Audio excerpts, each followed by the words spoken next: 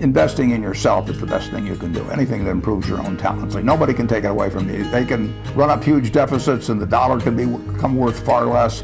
You can have all kinds of things happen. But if you've got talent yourself and you've maximized your talent, you've got a terrific asset. And so that doesn't mean everybody should go to college, but it does mean that any way you find to improve. You don't need a lot of brains in this business. I mean, I've always said if you got an IQ of 160, give away 30 points to somebody else because you don't need it in investments. What you do need is emotional stability. You have to be able to think independently, and you have to be when you come to a conclusion, you have to really not care what other people say and just follow the facts and follow your reasoning. And that's tough for a lot of people. But that part I think I was just lucky with. I was born that way. It never bothered me if people disagreed with what I thought, as long as I felt I knew the facts. I mean, there's a whole bunch of things I don't know a thing about. I just stay away from those.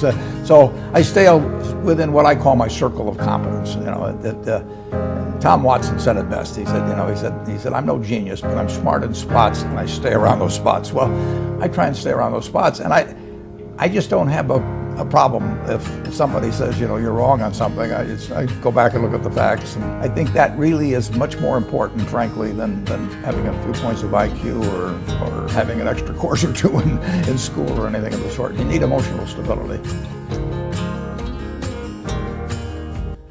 And today, is there anything on your bucket list that you would like to do that you haven't done? I'd have done it. You know, if there's anything I wanted to do, I do it. That money has no utility to me. Time has utility to me, but money in terms of making trips or owning more houses or having a boat or something, it has no utility to me whatsoever. It has a lot of utility to other people, which is the reason for the giving pledge. What motivates you to still run a company when most people your age are playing shuffleboard or they're relaxing or doing something? Yeah, they spend all week planning their haircut usually. I get to do every day what I love with people that I love.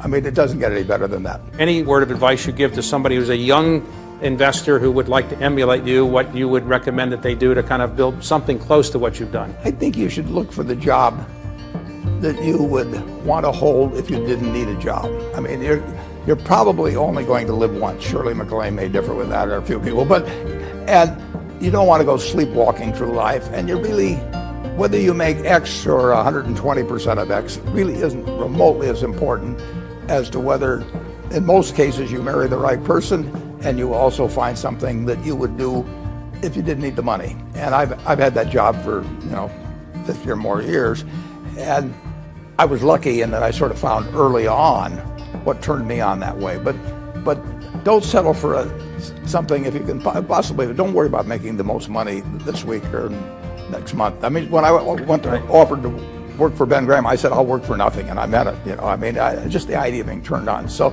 look for the job that turns you on. Find a passion.